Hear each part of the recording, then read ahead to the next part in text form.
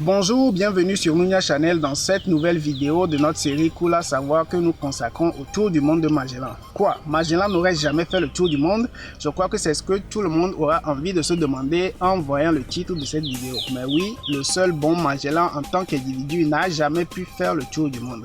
Comment cela est possible? Eh bien, c'est ce que je vais vous expliquer dans cette vidéo. Venez avec moi, c'est cool à savoir. Mais juste avant cela, abonnez-vous à la chaîne si ce n'est pas encore fait. Activez la petite cloche des notifications pour ne rien rater de nos prochaines vidéos. Un like au passage, ça prend juste 2 secondes. Allez, c'est parti.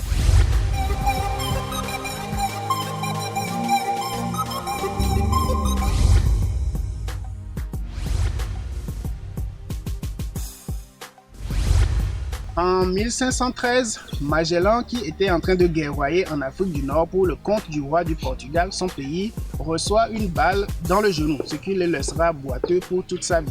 Cette même année 1513, de l'autre côté de l'océan Atlantique, un Espagnol nommé Vasco Núñez de Balboa s'enfuit de Saint-Domingue. Saint-Domingue, c'est l'île qui est aujourd'hui divisée entre Haïti et la République dominicaine. Cet Espagnol, Vasco Núñez de Balboa, voulait fuir ses créanciers. Il était très endetté et donc pour s'enfuir, il se cache dans un tonneau avec son chien, un tonneau qui est chargé sur un bateau. Et voilà, le bateau s'en va en Amérique centrale et il débarque là-bas. En débarquant en Amérique centrale, il traverse cette bande de terre là qui sépare l'Amérique du Nord de l'Amérique du Sud pour aller toujours plus vers l'ouest. Et là, il va découvrir que de l'autre côté du continent américain, il y a une mer là-bas. Et il va baptiser cette mer là la mer du Sud. En 1517, Magellan apprend que voilà, une mer a été découverte de l'autre côté du continent américain. Et donc là, cela suscite en lui le même rêve que Christophe Colomb, atteindre les Indes par l'ouest. Il vient voir le roi du Portugal et lui propose l'idée. Pourquoi est-ce que Magellan tenait ainsi à aller aux Indes? Parce qu'en ce moment-là, aux Indes, il y avait les épices qui servent à rehausser le goût des aliments et qui étaient très appréciées en Europe. Ces épices-là se trouvant sur l'archipel des Moluques, surnommé l'île aux épices, eh bien, les Portugais avaient le monopole de ce trafic, de ce commerce très lucratif. Il faut dire que les épices à l'époque valaient même beaucoup plus cher que l'or. Les Portugais avaient ce monopole. Pourquoi? Parce que depuis 1494 et le traité de Tordesillas sur le partage du monde sous l'égide de Rodrigo Borgia, le pape Alexandre VI, eh bien, la partie orientale du globe terrestre revenait aux Portugais, alors que sa partie occidentale revenait aux Espagnols. Théoriquement, l'archipel des Moluques, l'île aux épices se trouvant dans la partie est du monde, eh bien, cela était sous le contrôle des Portugais qui y allaient en descendant l'océan Atlantique, en contournant l'Afrique par sa pointe basse, sa pointe sud, en remontant l'océan Indien, et cela leur assurait la même mise sur ce trafic très lucratif. Seulement le voyage prenait de 10 à 12 mois, ne serait-ce que pour l'aller simple, ce qui était très long. Et donc Magellan, sachant que la Terre est ronde, il se dit que si on peut contourner le continent américain et entrer dans cette mer du Sud découverte par Balboa, eh bien, on pouvait peut-être arriver plus rapidement à l'archipel des Moluques où les épices abondent.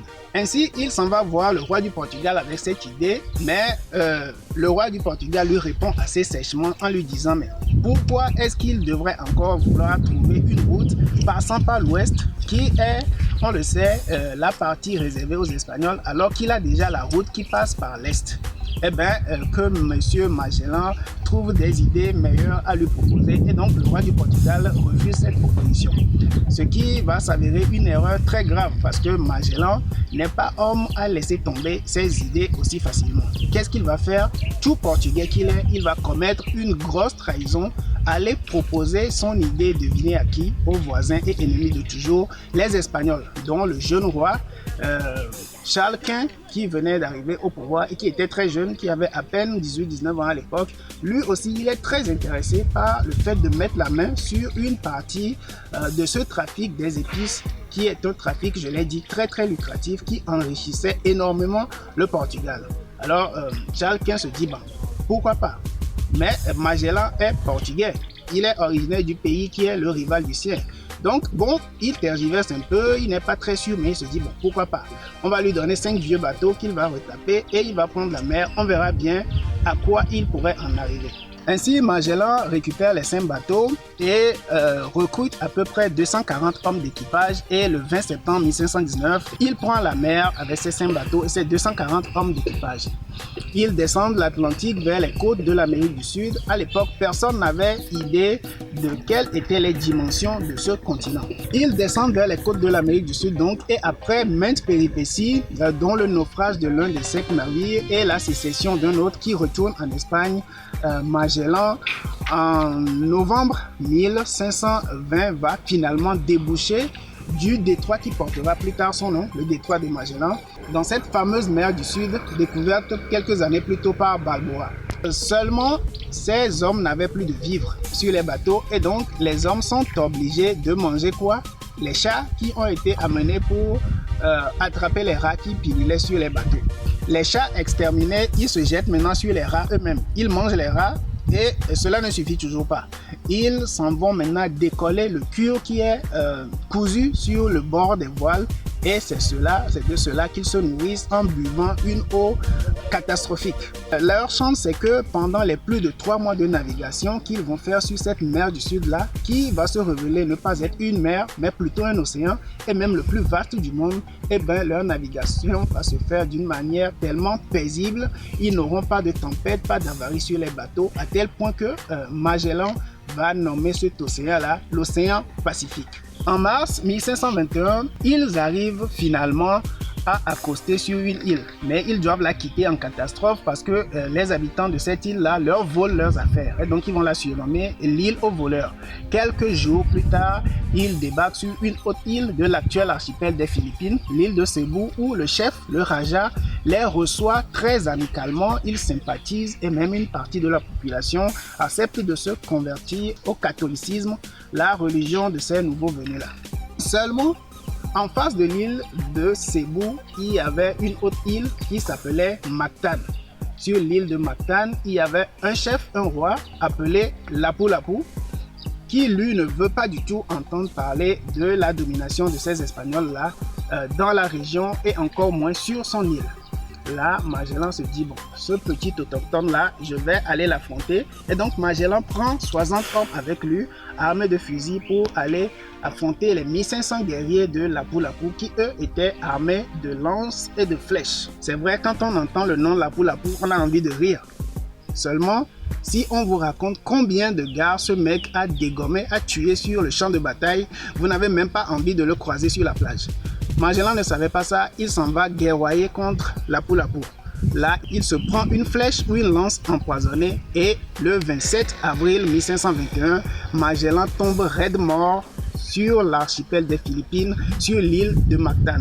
Vous voyez donc bien que Magellan mort n'a pas pu faire en tant qu'individu le tour du monde.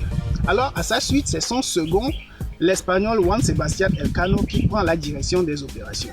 Quelques jours après la mort de Magellan, le Raja qui les avait cordialement reçus auparavant organise une fête à leur intention et une vingtaine d'Espagnols sont conviés. Seulement, c'était un guet-apens. On se jette donc sur cette vingtaine d'Espagnols-là et on les égorge. Sauf un. C'était Enrique de Malacca. Qui est ce Enrique de Malacca? Eh bien, c'était le propre esclave de Magellan qu'il avait acheté 10 ou 11 ans plus tôt pendant qu'il faisait le commerce de l'océan Indien. En arrivant sur l'archipel des Philippines, on se rend compte que ce Enrique de Malacca parlait une langue qui était très proche de celle des autochtones. Et donc, ce n'était pas tout à fait la même langue, mais en baragouinant un peu, ils arrivaient à se comprendre. Et donc, il leur a servi d'interprète jusque-là. Seulement, après ce massacre, plus personne n'aura des nouvelles d'Enrique de Malacca. Et donc, en y réfléchissant un peu, on peut se dire, et il est même sûr que ce monsieur venait d'une île de la région, et qu'en arrivant là-bas, il était presque revenu dans sa patrie. C'était sûrement les aléas de la vie et puis le trafic d'êtres humains en cours à ces siècles-là qui avait fait que, quittant son île natale de l'archipel des Philippines, il s'était retrouvé esclave aux mains de Magellan qui l'amènera d'abord dans son pays, le Portugal, puis en Espagne et puis dans ce tour du monde. Maintenant, sous la conduite de Juan Sebastián Elcano, après ces assassinats-là, ce massacre, les Espagnols vont s'enfuir de cette île de Cebu. Dans 2 des 3 navires, le 3e sera brûlé. Ils vont reprendre la mer et finalement, au mois de novembre 1521, ils vont toucher à leur but, l'archipel des Moluques, l'île aux épices. Là, ils vont acheter tout plein d'épices et remplir les cales de leur bateau avant de reprendre la route de l'Espagne. Seulement, Juan Sebastián Elcano se dit, tiens, si on s'en va ensemble et qu'on arrête nos 2 bateaux, les Portugais attrapent nos 2 bateaux, on a des problèmes. On va donc se séparer.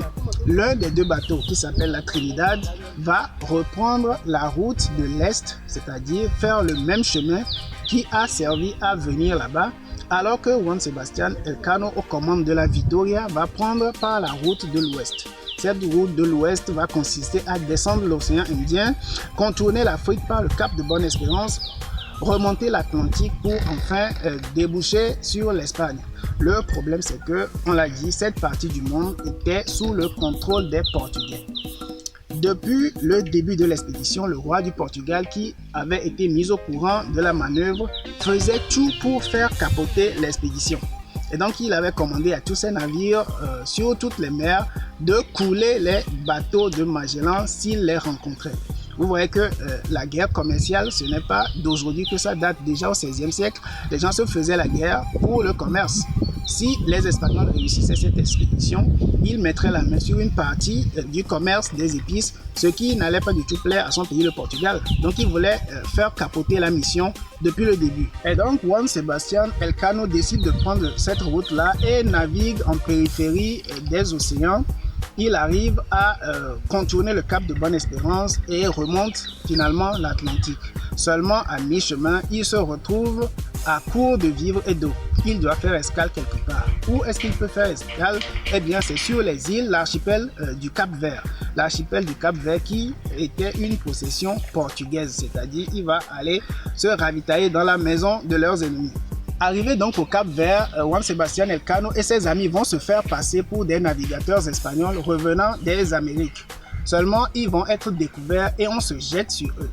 Heureusement pour lui, il arrive à s'enfuir avec quelques hommes, une poignée d'hommes. Ils rejoignent leur navire, mettent les voiles et arrivent à échapper aux Portugais qui veulent leur mettre la main dessus.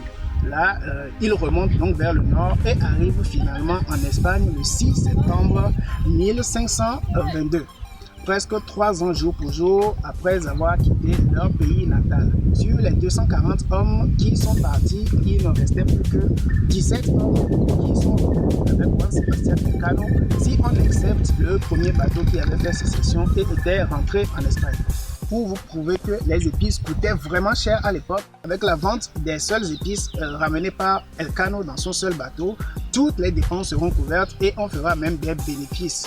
Alors, Magellan étant donc mort en cours de route, qui a été finalement le premier individu à avoir véritablement fait le tour du monde? Peut-être Juan Sebastián Elcano qui lui a succédé à la tête du résidu de son expédition. Mais il ne faut pas oublier Enrique de Malaca dont nous avons dit qu'il était le propre esclave de Magellan, mais qu'en arrivant sur cet archipel des Philippines, il parlait une langue qui était très proche de celle des autochtones. Imaginons qu'il ait pu échapper par miracle à toutes les péripéties qui ont frappé ses compagnons de voyage et qu'il ait pu retourner sur son île natale qui ne devait pas être très éloignée de là. Est-ce qu'il n'aurait pas finalement été le premier à avoir fait le tour du monde? Non en 3 ans, mais en 11. Eh bien, la question peut se poser et plusieurs personnes se la sont posées. Par exemple, le célèbre écrivain autrichien Stefan Zweig à la fin des années 30. J'espère que cette vidéo vous aura plu. Si vous avez aimé, eh bien, likez, partagez, commentez, abonnez-vous à la chaîne. Et quant à moi, je vous retrouve très bientôt pour de nouvelles aventures tout aussi passionnantes.